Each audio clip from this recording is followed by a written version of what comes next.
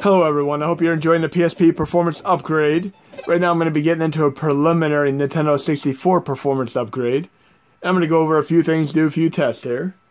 And we're going to be loading into the dummy folder method, one of my favorite methods of loading games other than the main user interface. I will do a video about the dummy folder for those of you who are uninitiated and unfamiliar with it, but for the intents and purposes of this video, it is not really pertinent.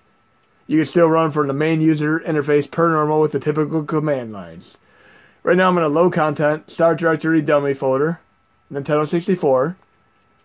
And I'm going to load the fantastic Hydro Thunder as my very first test game. And I'm going to load the Gloopin core.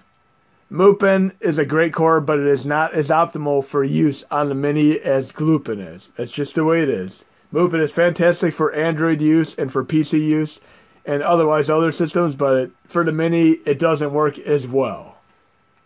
I'd have to say my favorite version of Hydro Thunder is by far the Sega Dreamcast version. I played the hell out of it. It's a great representation of the arcade version. I'm not complaining about the PlayStation 1, Nintendo 64, or PC versions either. They're all incredible. But right now we're playing the Nintendo 64 version. In my initial test, playing this earlier, I had this game crash and freeze within halfway of the first level, but I haven't had a problem since I've been doing some tweaks and RAM optimizations. I'm going to go over those as I do this video. 3, 2, 1, go! Graphics are looking a little bit better, the gameplay's a little bit smoother. And I missed my first boost. Need a couple boosts here. Spoiler alert, taking a shortcut, close your eyes. Now I got a boost here. I'm also a fan of the Xbox 360 Hydro Thunder that came out. It was also a backwards compatible downloadable title on the Xbox One a little bit later. I love how the games that I originally bought on the Xbox 360 are able to be downloaded on the Xbox One. It's pretty cool that they did that.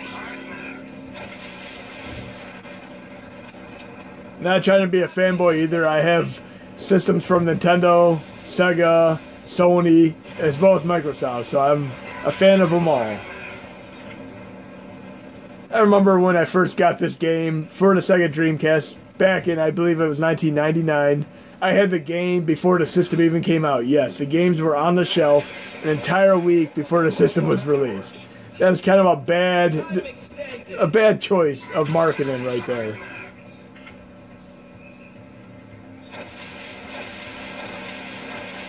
Fantastic game. I made it past the choke point, no freezes. Now what I'm going to get into here is every time you do anything on the system, there's RAM being used, cache being used. Unfortunately, some cores handle it better than others. Gloopin is not one of those.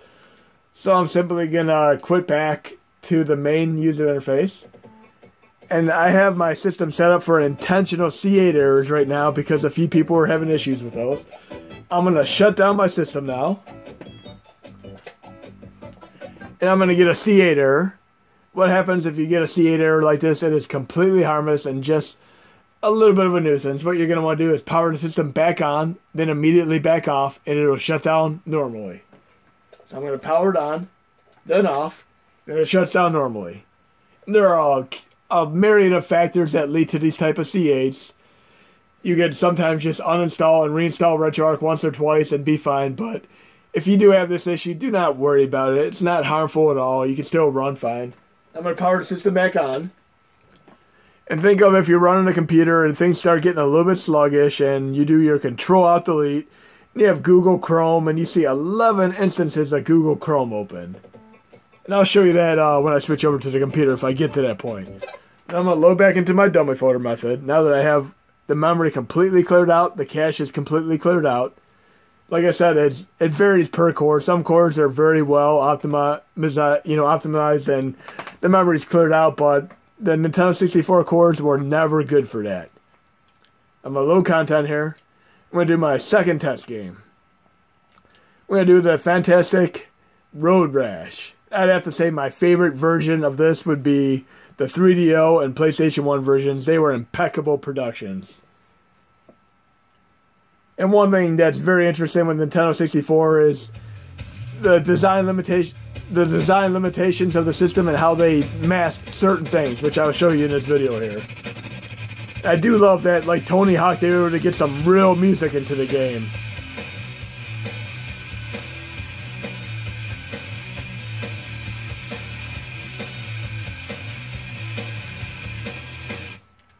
Oops.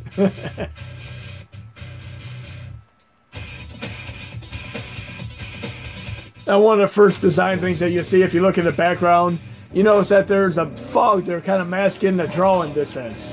That was a very, very common thing, especially in games like Superman 64.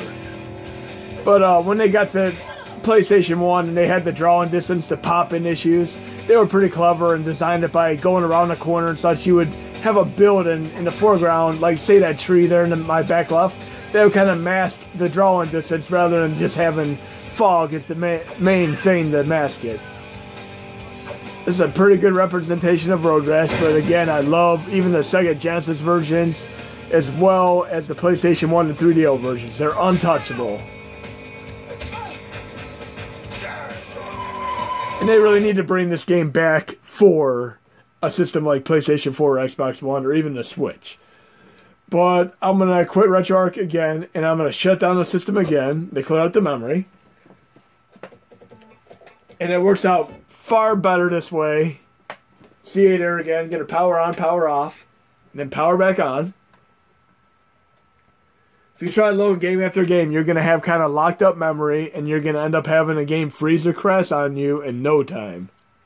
But by shutting it down, you absolutely minimize the chances of that happening.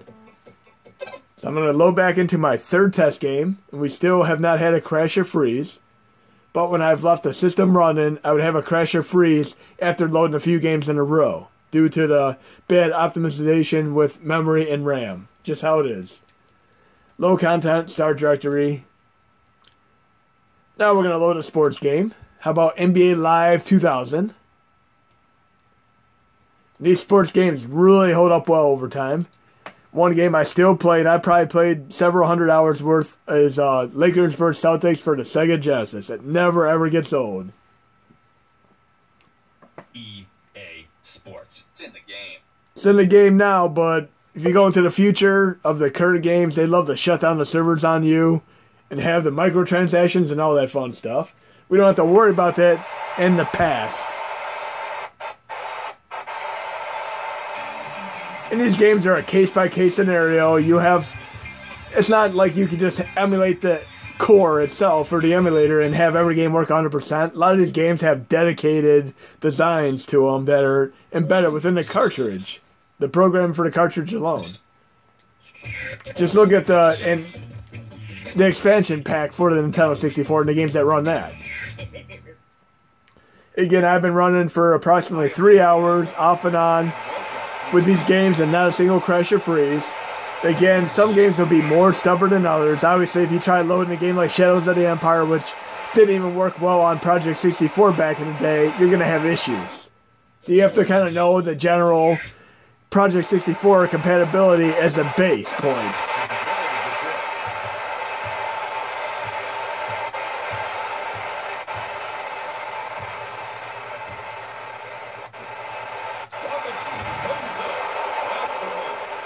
And let's see if we can get a couple points here before I move on to another game. There we go. Great two-player game. Don't even need net play for this. Just a second controller will do the trick.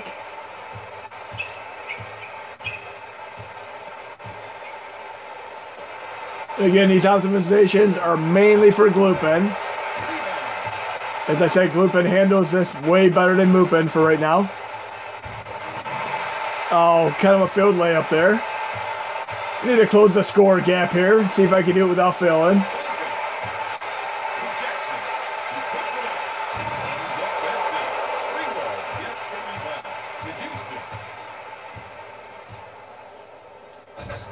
And that's a good way to end the game.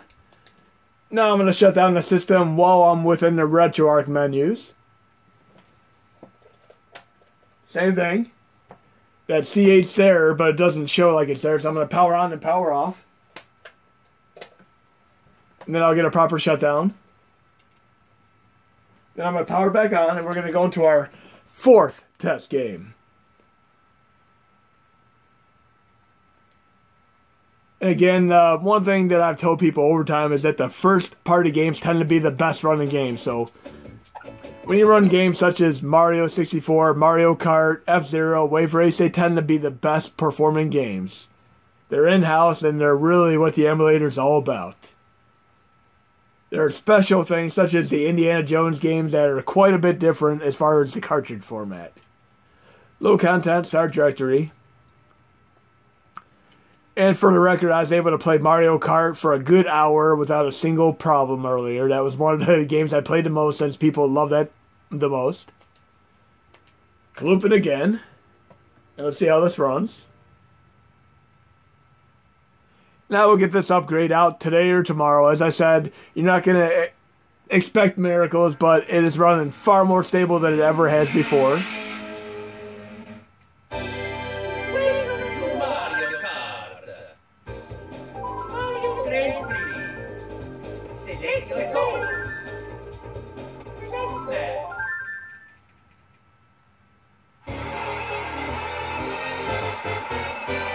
So as I said, I would highly recommend playing just one Nintendo 64 game at a time, and then shutting your system down.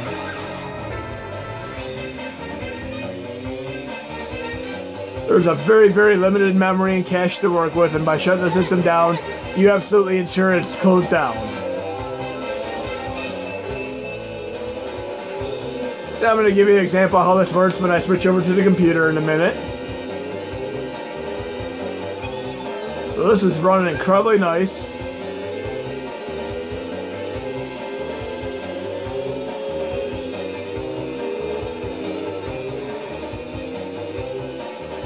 And yes, GoldenEye does run nicely.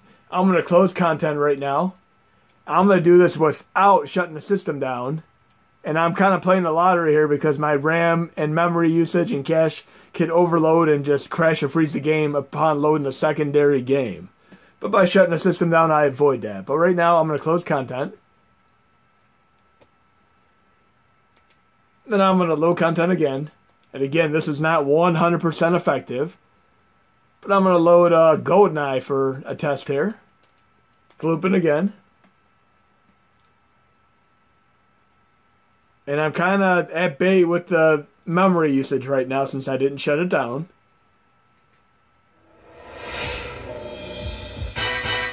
Running nice and smooth, stable frame rate right here.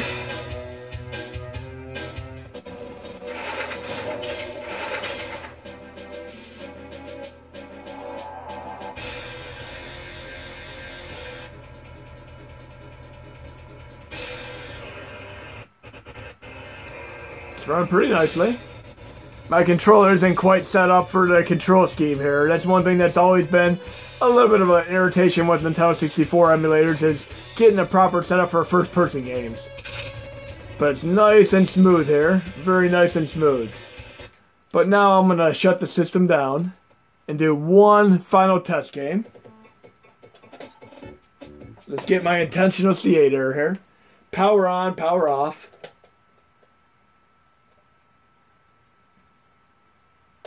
And yes, in-game saves do work for Nintendo 64 when you're running from the main user interface.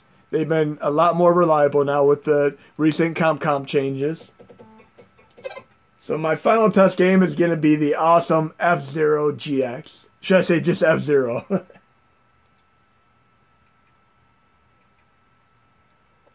get into here. Load content. Start. Dummy.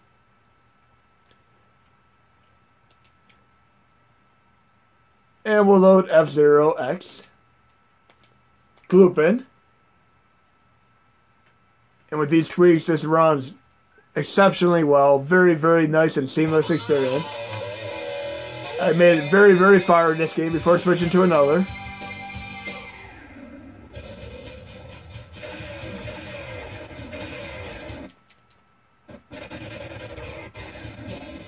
And when I'm done doing this load tester, I'm going to switch over to the computer and give you an example of how multiple instances of the same program could be in use. Look how absolutely smooth and seamless this is right now. Very, very nice. One of the better running ones. Very fast.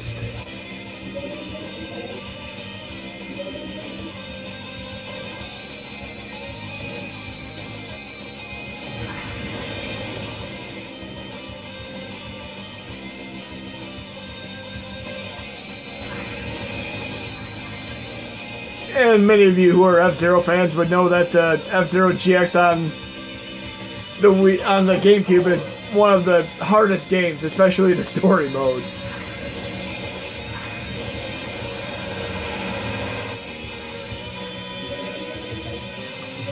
I just need first place before I shut this game down. Come on now. First place. Here I come.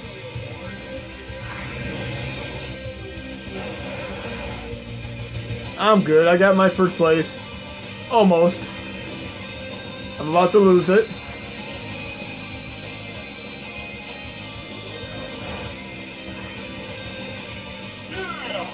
Call that a fail. I'm usually better at that game. But now I'm going to switch over to the computer. And I'm going to show you the example of how the memory usage can apply to the mini system.